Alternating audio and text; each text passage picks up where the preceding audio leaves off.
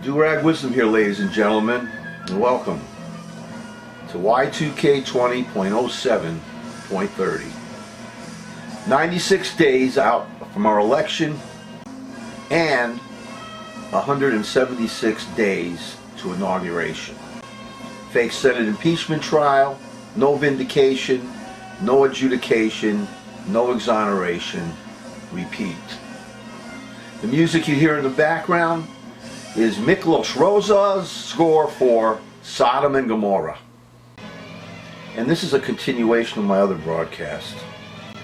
There is no doubt in my mind that the insane and sociopathic President of the United States is waging war on Americans. But I still have to call it a conspiracy theory so as not to misguide people who view me. Trump sends unmarked officers in military gear to violently quell BLM, Black Lives Matter, anti-Trump and anti-Barr protests, painting all of them as violent extremists on the rampage. Trump and his party are not leading from the top, but dragging us to the graveyard. Our country's handling of the virus is the laughingstock of the world, and not to mention the fact that our standing in that world has lowered considerably since the fiend entered office. And to make matters worse, Trump promises to mess with our voting rights by further crippling our post office. When Putin put Trump in power, he had a plan for world domination. Only the USA stood in his way. So when he and his aided Trump in his bid to take over our country, he did it with the thought that Trump, from the inside, could accomplish what Putin had tried from the outside for decades: to finally take down and decimate the United States of America. If you think that this can't happen, and I've said this hundreds of times, look to Rome. It lasted 500 years before it fell, and we haven't even lasted half of their history. It could happen to us. The USA could fade, fall, disappear. Trump is literally using the virus to murder his opposition. His party and its lackadaisical response has helped to murder 150,000 people. And they say that this number will double by the end of August. Newspapers should run butcher bills every day. This creep is murdering us. His Trumpist party is murdering us. Putin's Russia is suffering under CV-19 death as well. But Putin, too, another sociopath, cares nothing for the citizens of Russia. Whoever dies is not important. Russian citizens are collateral damage in Putin's quest for world domination. Trump may believe that he will be emperor of the earth one day, but as I said before, the Dark Lord does not share power with anyone, even with Saruman. See or read The Lord of the Rings. Homeland Security has become a tool for Trump's new secret police. The Voice of America is becoming a Trump media outlet. Our natural world, with its array of wonderful creatures, are being poisoned by Trump policy. Our federal courts are being turned against us, with Trump appointing religious extremist, fanatic, activist judges. And don't forget the terrorist Trump threat to the post office. Putin is loving every minute of this. And if you don't want to see the end of the USA as we know it, you need to act now. How should we respond to armed, unmarked Trump troopers sent to our communities? How are we to maintain a free country in the face of the terrorist Trumputin President of the USA? I've even advocated violence against these stormtroopers in anger if they attack peaceful protesters. I've done this because, being close to 70 years on this planet, always loving the study of history and reading 1984 more than 65 times throughout my life, I know what an attack on our country is. I know what totalitarianism is. I know that we can lose our democratic republic in an instance. In fact, we are on the verge of losing it. There are too many living here in the USA, between 65 and 70 million plus, who have embraced the Trump creature. I thought that the world learned something after Hitler, but tons of dictators later, we still have not learned our lesson. Too many of us still love our dictators. So we will not evolve from savage, naked apehood until we finally learn to hate and not love these evil creeps. Note, these 65 to 70 million Nazi Trump supporters are spread out all over our country like diarrhea. Enough to fuel the Trumpian civil war. These people must be taken seriously. I'm not talking about the people that voted for Trump and are sorry that they didn't realize. I'm talking about the people, that 35%, 40% who support him no matter what. Those people must be taken seriously because there's 65 to 75 million of them. They will unequivocally vote for their emperor. Many of them own guns, knives, and truncheons. They are ready to come out to attack if they even perceive that their leader was cheated out of a second victory. We are in for a great deal more of grief and more propaganda, more and more fear, more and more decimation, more and more disease, more and more death. How must we deal with it? Trump is purposely sending unmarked stormtroopers into our cities because he is trying to instigate violence. This way, he can use filmed and/or recorded footage to prove that violent anarchists are taking over our country with the permission of Democrats, and only he can stop it. I don't want to instigate anyone to violence, but we are now at civil war with the President of the United States, no less. A nightmare scenario right out of the movies. Trump wants protesters punched in the face. He wants the police to slam our heads into their vehicles before they seat us in the back.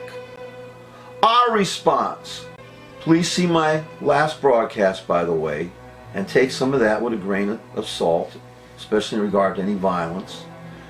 But here are some additional suggestions. But please note that these fascist traitors are carrying recording equipment too.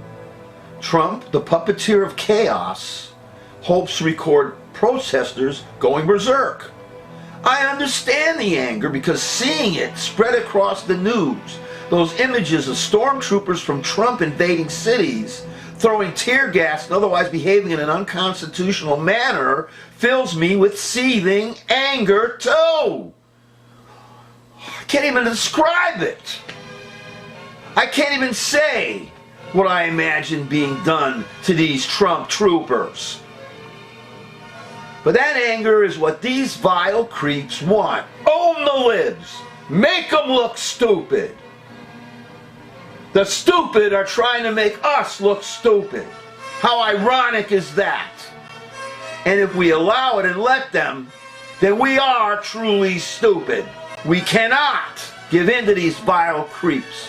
We cannot give them our anger in a destructive way that blows back against us. Our problems lie with doing massive protests, BLM, reimagine, reform the police, etc., while at the same time protecting ourselves against physical attacks or kidnappings by illegal Trump stormtroopers.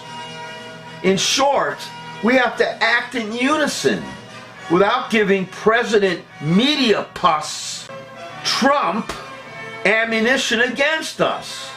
Here are some more suggestions. Some may be repeats, so please chalk it up to my having less brain cells. 1.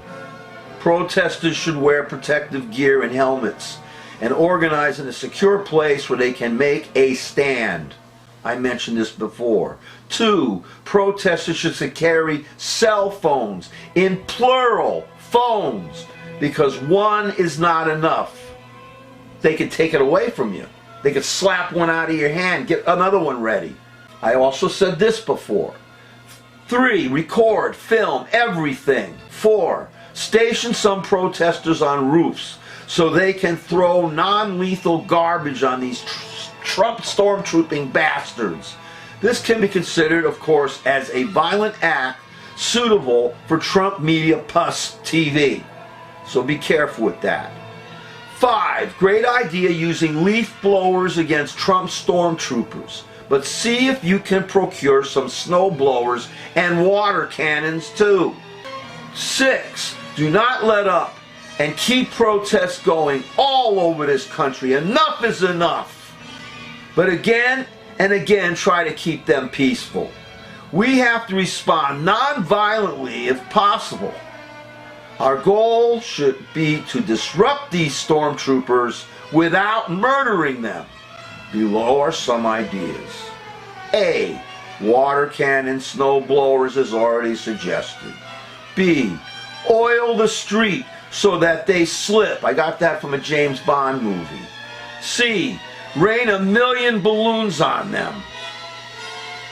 D, rain 1,000,000 roses on them. E, pour hot but not scalding vegan soup on them. F, block up streets with vehicles and use them as shields. G, play ear-splitting music. H, stay away from federal buildings because the fiend will use that in his videos. Protest in front of state buildings or on major streets or near any famous place in your cities. If you decide to still protest in front of federal buildings, stand a legal distance away from them and record everything. I, wage constant, annoying, nonviolent, civil disobedience. Annoying enough to be disruptive. J, stop using the term defund with the police. Use instead reimagine and reform or something that won't be misinterpreted. K, throw pies in the faces or helmets of the stormtroopers. Dump entire birthday and wedding cakes on their heads.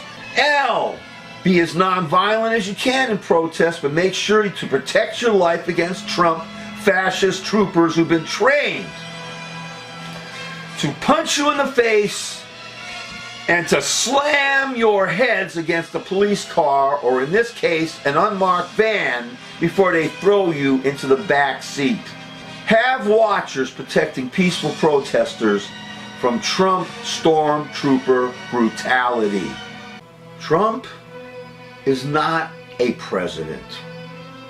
He is not even a professional, because any intelligent person knows, and I was a school teacher, that most of us would be fired from our jobs if we behave the way he does.